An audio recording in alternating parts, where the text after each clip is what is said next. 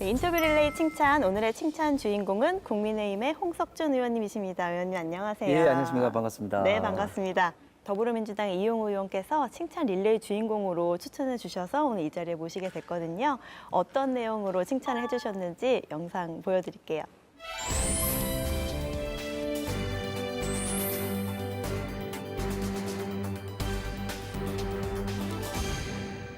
홍석준 의원님 안녕하십니까. 더불어민주당 이용우입니다.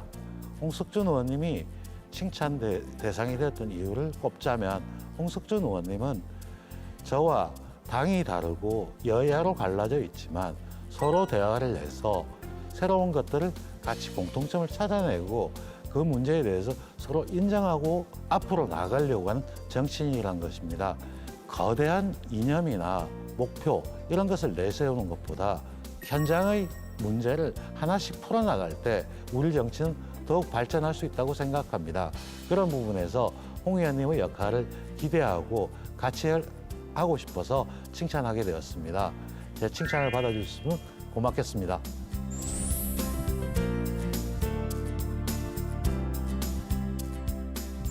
더불어민주당의 이용우 의원님께서 칭찬해 주신 영상 지금 보셨는데요. 네네네. 두 분 다 경제통이라는 공통점이 있으셔서 제가 봤더니 방송에 시사 프로그램에 두 분이 1대1로 토론하시는 네네. 상황이 많이 네. 있더라고요. 네네. 이용호 의원께서 칭찬 릴레이로 저를 선택해 주셔서 감사드리고 특히 이용호 의원도 경제 산업계에 있었기 때문에 좀 일부 다른 의견도 있었습니다만 그러나 네. 또 일부 또 상당히 의견이 또 일치되는 부분도 많았고 좀 그랬었는데 네. 뭐 그럼에도 불구하고 또 이용호 의원이 또 칭찬해 주셔서 참 감사합니다. 네, 그러면 이용우 의원님께 영상 메시지로 답사 한마디 부탁드릴게요. 이쪽 하나. 예, 이용호 의원님, 예, 감사드리고, 지금도 뭐 계속 만나고 있습니다만 앞으로도 민주당과 저희 국민의힘 생각은 다르지만 대한민국의 미래를 위해서 같이 그리고 반드시 해야 될 사항은 저희가 고민을 해서 앞으로도 같이 할 수 있는 그런 정책들이 좀 많았으면 좋겠습니다. 네. 의원님께서는요, 제가 봤더니 지방고시 1회 합격자로 대구에서 공직 생활을 20년이나 해오셨어요. 네네네. 그래서 아마 그런 지역에서 같이 지역민들과 함께 일하셨던 경험들이 지금 의정활동 하시는데도 잘 녹아들어서 도움이 네. 많이 될 것 네, 같거든요. 21대 국회 벌써 4년 차에 접어들었는데 그렇습니다. 네. 그동안의 소회가 어떠신지 궁금합니다. 예, 그렇습니다. 이게 사실 그 공무원은 행정을 집행하는 쪽이고 네. 국회는 법 제도를 만드는 그런 입장이기 때문에 사실은 좀 연관성이 굉장히 좀 많이 있습니다. 그런데 네. 이게 국회에 보니까 법이나 제도를 만드는 것 못지않게 또 중요한 게 또 정치적인 또 다툼입니다. 네, 이게 네. 부정적으로 볼 수도 있지만 또 이 국회에서 어쩔 수 없는 그런 부분이긴 한데 좀 그런 부분들이 때로는 합리적이고 객관적인 그런 어떤 토론보다는 그냥 당리 당략에 의해서 그냥 다수당이 밀어붙이고 뭐 이런 어떤 것들을 봤을 때는 굉장히 좀 회의도 좀 많이 들었습니다. 벌써 이제 마지막 그 해로 좀 접어들고 있어서 네. 남은 기간도 참 잘 보내야 되겠다 이런 좀 생각이 듭니다. 네, 지금 당에서도 중요한 직책 맡고 계시더라고요. 규제개혁 추진단의 위원장을 맡고 계신데 네. 이 규제개혁 추진단이 어떤 활동을 하고 있는지 소개 부탁드립니다. 네, 규제개혁이 저희 대한민국에서는 나름대로 굉장히 좀 중요한 게 사실은 대한민국의 국가 경쟁력을 높이고 기업과 개인의 경쟁력을 높이기 위해서는 네. 물론 합리적인 그런 어떤 규제들도 많지만 때로는 비합리적으로 자기 집단을 위해서라든지 아니면 또 그 상대방을 또 얽매이기 위해서 하는 그런 규제도 많은 것이 사실입니다. 또한 과거에는 합리적인 어떤 그런 규제였지만 지금 과학기술이 발달되고 좀 사회가 많이 변화됨에 따라서 좀 비합리적인 규제도 많이 좀 쌓이게 됩니다. 특히 윤석열 정부에서는 어떤 자유를 굉장히 좀 중요시하는 입장에서 개인의 자유, 기업의 자유 이런 것을 위해서라도 이런 어떤 모래주머니를 많이 과감하게 네. 걷어내는 이런 규제이기 매우 중요하다고 생각합니다. 네.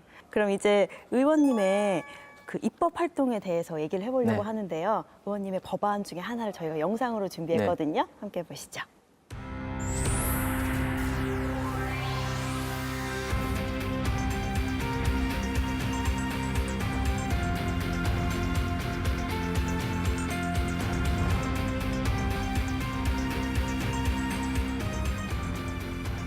현재 그 제조업의 경우에 70세가 넘는 중소기업 CEO가 2만 명이 넘는 상황입니다. 그런데 기업들이 지속 가능하게 기업이 승계가 돼야만이 우리나라의 투자라든지 일자리 창출이 늘어날 수가 있기 때문에 기업 승계가 중요한 상황으로 볼 수가 있습니다.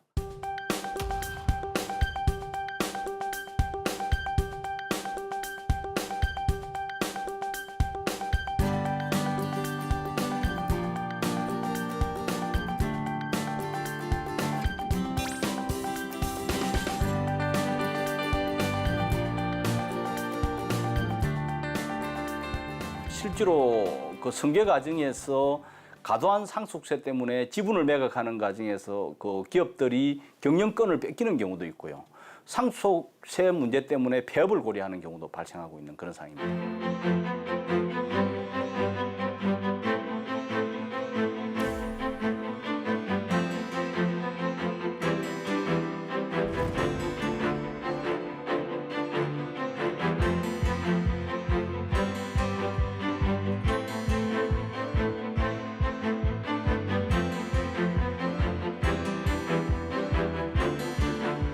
특히 지금 국민의힘 내에 규제개혁 추진단의 위원장도 맡고 계신데 기업들이 기본적으로 기업가 정신을 가지고 투자를 늘리기 위해서는 규제개혁이 정말 중요합니다. 그래서 지금 중소기업들이 투자를 늘리고 일자리를 창출할 수 있도록 규제개혁에 더 매진해 주시기를 부탁드리겠습니다.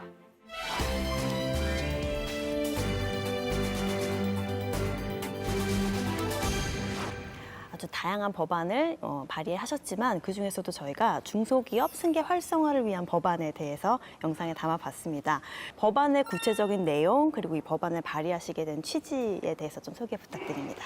예, 자본주의 체제인 우리 대한민국이 좋은 일자리와 그리고 국가적인 부를 창조하기 위해서는 기업의 어떤 경쟁력이 굉장히 좀 중요한데 사실 수십 년을 경영한 기업들 같은 경우는 경영, 기술, 마케팅에 있어서 나름대로 노하우가 인정이 된 네. 그리고 검증이 된 기업이라고는 할 수 있겠죠. 그런데 또 이 기업들이 허들을 넘는데 굉장히 중요한 게 아버지나 할아버지 때에서 또 이제 기업이 승계하는 과정입니다. 네네.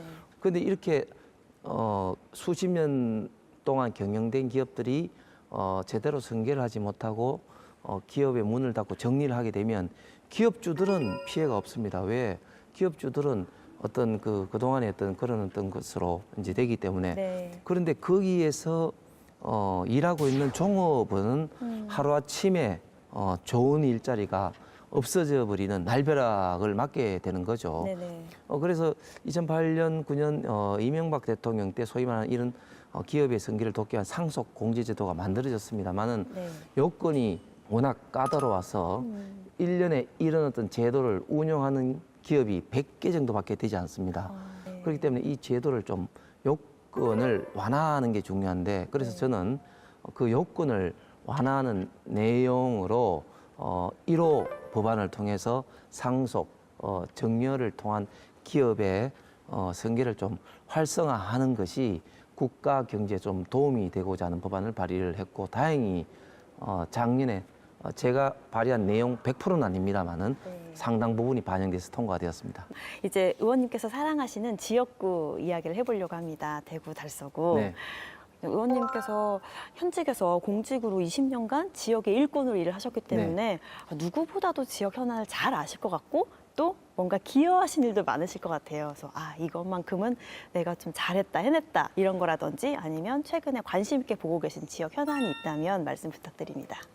예, 이제 대구가 이제 한때 이제 3대 도시였다고 하지만 지금은 이제 인구라든지 여러 가지 측면에서 이제 인천에도 지금 밀려 있고 특히 비수도권인 도시들은 굉장히 지금 어려움을 좀 많이 겪고 있습니다. 네.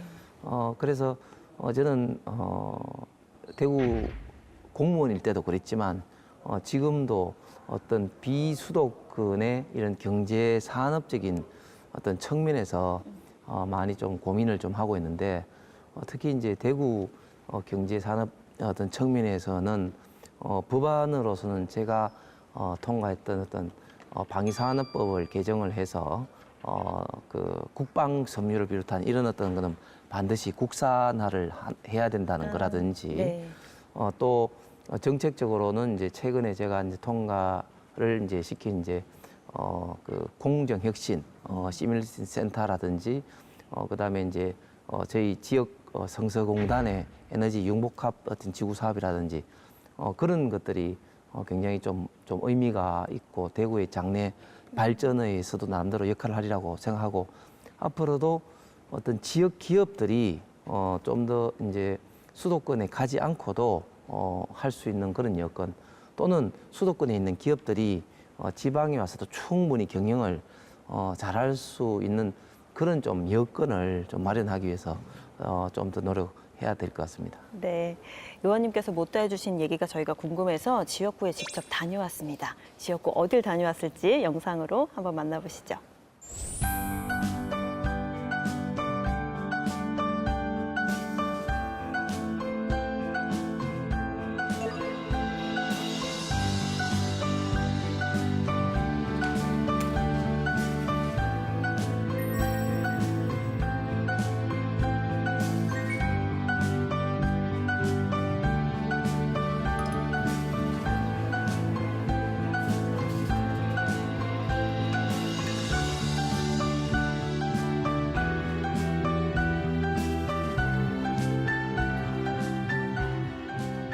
혼자 사시는 분들 이렇게 전부 다 와가 따신밥 먹을 수 있고 그래서 이렇게 또 친구도 또 만날 수도 있고 그런 면에서 좋습니다.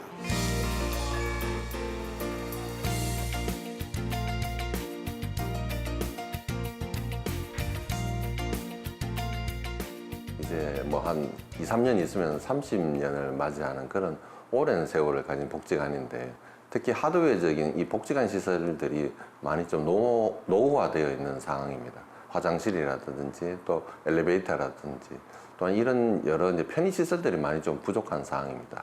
또한 뭐 프로그램실도 좀 협소하다 보니까 대규모의 어떤 그 프로그램을 진행하기에는 많은 어려움을 겪고 있습니다.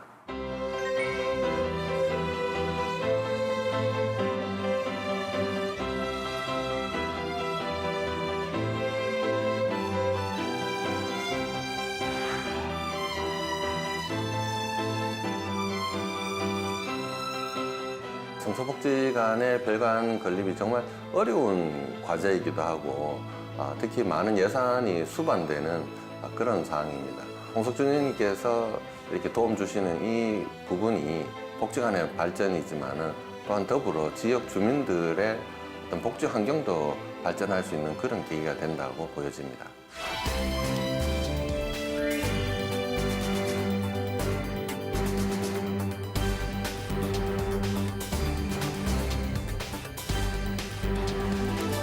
지금까지 복지관을 이용하시던 주민들께서 앞으로 더 편리하게 복지시설 서비스를 받으실 수 있을 것 같아요.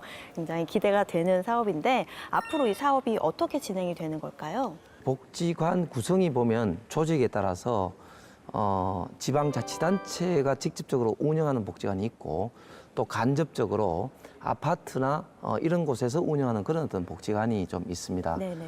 지금 제가 이제 좀 더 지원하고자 하는 곳은 이제 영세민 아파트 내에 있는 복지관인데요.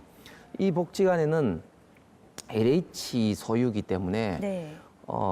예산이 이제 투입돼서 지원하기가 상당히 좀 구조적으로 쉽지 않습니다. 이번 사업을 통해서 좀 더 이제 이 공간 스페이스도 좀 늘리고 거기에 따른 다양한 어떤 복지 프로그램을 좀 함으로써 지역민들 특히 좀 영세민들에게 다양한 복지 서비스를 좀 제공하면 좀 더 많은 좀 좋은 일들이 지역민들에게는 좀 행복한 일들이 좀 있을 것으로 좀 기대됩니다. 네, 지금 의원님 말씀하시는 거 들어보니까 얼마나 지역을 많이 생각하시는지가 막 느껴져요. 말씀하시는 이런 표정이나 손짓 이런 것에서요.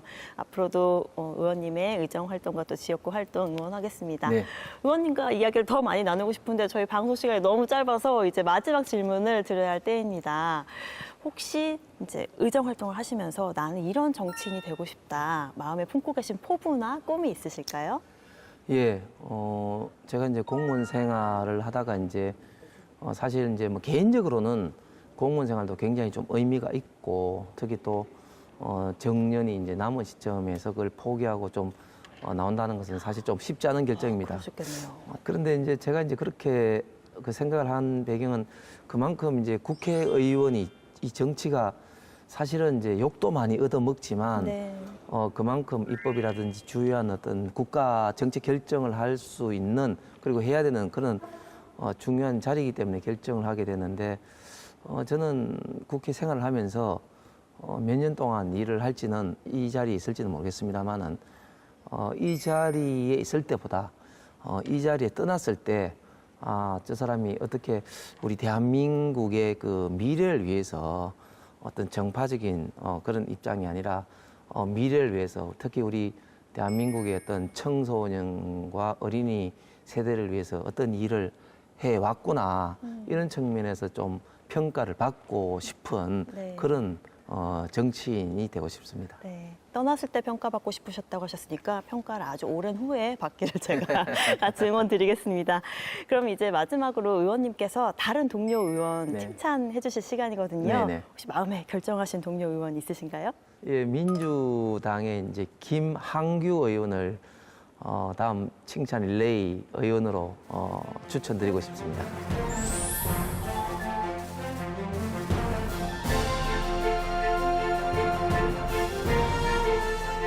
네, 김한규 의원님, 홍석준 의원입니다.